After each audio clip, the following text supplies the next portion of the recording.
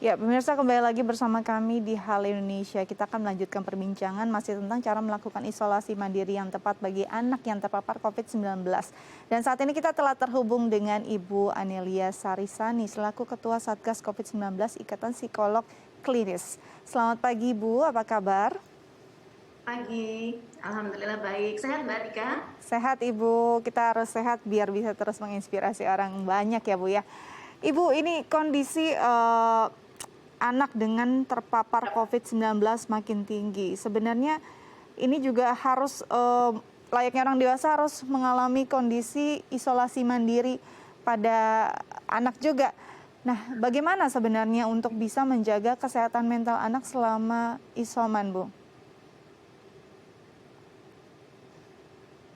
Oke, mungkin penyikapan kita akan berbeda ya Mhm. pada anak yang tadi apakah dia balita, usia sekolah, atau sudah remaja. Mhm. Nah, ini beda-beda. Cuman intinya memang orang tua itu tetap harus bisa menciptakan suasana yang menenangkan buat anak, Mhm. lalu kemudian bisa mengetahui sebenarnya emosi anak itu seperti apa Mhm. yang mereka khawatirkan, apa yang Mhm. mereka rasakan.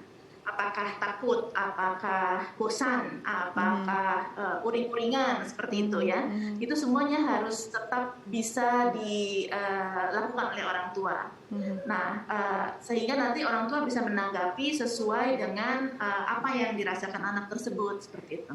Baik, apa sih Bu indikasinya saat si anak mulai merasa bosan dengan kondisi isoman ini sendiri? Iya, biasanya ini terutama pada anak yang lebih kecil ya. Mhm.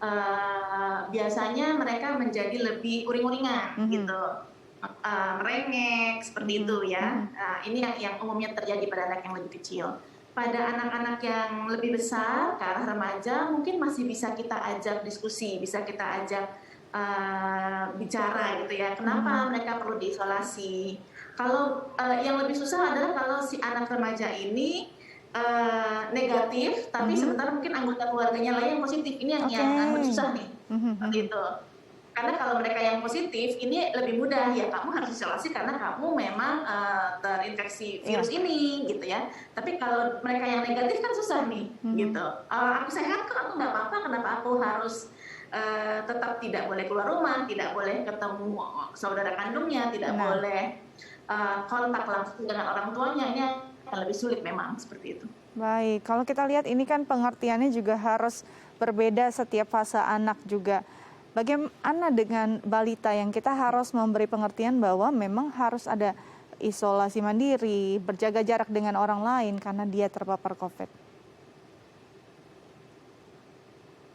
Mhm. Nah, kalau pada balita ini kita memang lebih pendekatannya ke pendekatan perilaku yang Mhm. pakai modelnya kita sebut reinforcement ya. Mhm. Mhm. Jadi kita bisa bilang sama dia, kalau adik bisa sendiri, tidak peluk-peluk mama, tidak peluk-peluk ayah, gitu misalnya ya. Nanti adik boleh diberikan makanan kesukaannya, Mhm. atau adik boleh lepas masker saat tidak bersama kita, Mhm. pengasuh gitu ya. Jadi kan kalau kita lihat di panduan isolasi mandiri anak yang dikeluarkan oleh IDAI itu Mhm. ada jam-jam bebas masker di mana anak boleh lepas masker Oke. bila dia sedang sendirian atau tidak sedang kontak langsung dengan pengasuhnya seperti itu. Baik. Atau bisa juga kita pakai misalnya tontonan yang menyenangkan. Jadi Mhm. misalnya dia mau pakai masker sepanjang pagi sampai siang, nanti dia boleh nonton tontonannya lebih lama, misalnya Hmm. seperti itu. Jadi pendekatannya memang sangat behavioristik, sangat gunakan reward-reward seperti itu gitu. Baik, kalau kita lihat anak yang biasa bebas bermain, lalu jiwanya memang kan aktif begitu ya, harus terkungkung dalam satu ruangan, memungkinkan tidak dia akhirnya mengalami gangguan kecemasan atau merasa dikucilkan selama menjalani isoman?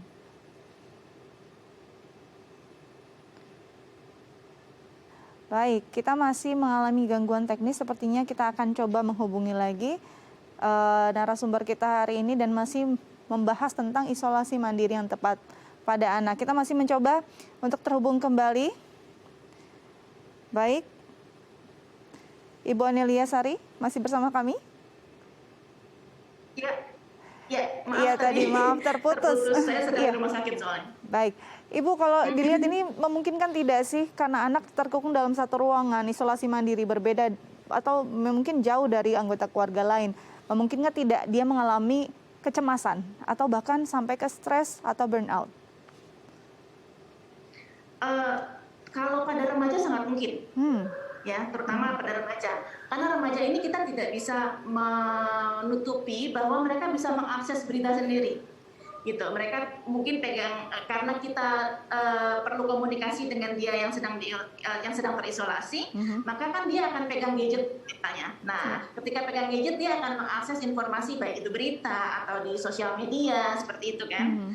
Nah, berita-berita yang salah dia tangkap atau sulit dia cerna atau memang kebetulan kedapatan dia dapat berita yang sifatnya hoax gitu ya, ini kan bisa menimbulkan, mencetuskan kecemasan seperti itu. Jadi sangat penting nih kita memang terus-terusan membuka komunikasi dengan anak tentang apa saja yang dia ketahui, apa saja yang dia rasakan, sehingga kita bisa meluruskan dan bisa kemudian menenangkan dia gitu.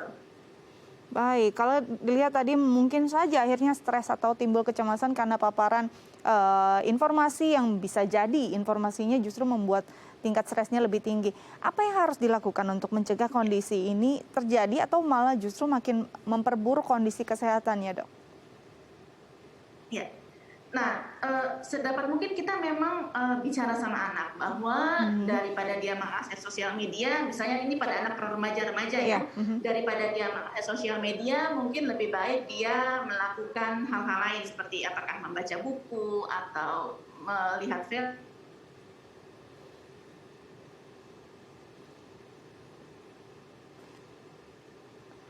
Anaknya senang melukis ya, kita sediakan alat lukis, alat gambar seperti itu, atau ada remaja-remaja yang senang crafting ya, kita fasilitasi dengan peralatan seperti itu.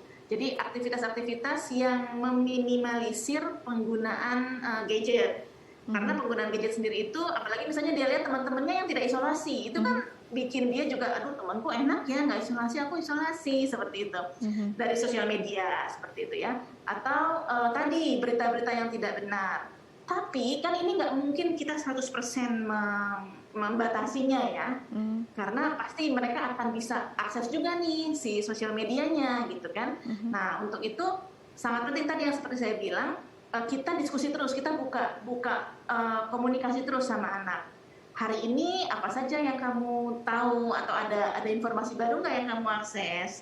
Apa yang kamu pahami dari informasi tersebut? Nah, kalau ternyata di situ ada yang tidak tepat, bisa kita luruskan. Atau ada yang tepat tapi bikin dia tambah cemas misalnya. Kita tanyakan, apa yang kamu rasakan? Cemas misalnya. Oh iya ya, kita bisa validasi juga emosinya. Ini sangat penting nih, memvalidasi emosinya. Iya ya, mama atau ayah juga kalau punya dapat informasi itu pasti cemas. Kakak hebat loh bisa menanggapinya walaupun cemas tapi tidak jadi bikin kakak misalnya menangis, bisa jadi sangat ketakutan seperti itu. Jadi validasi kemudian puji. Lalu kemudian kita ajarkan pada dia teknik-teknik untuk mengurangi kecemasannya.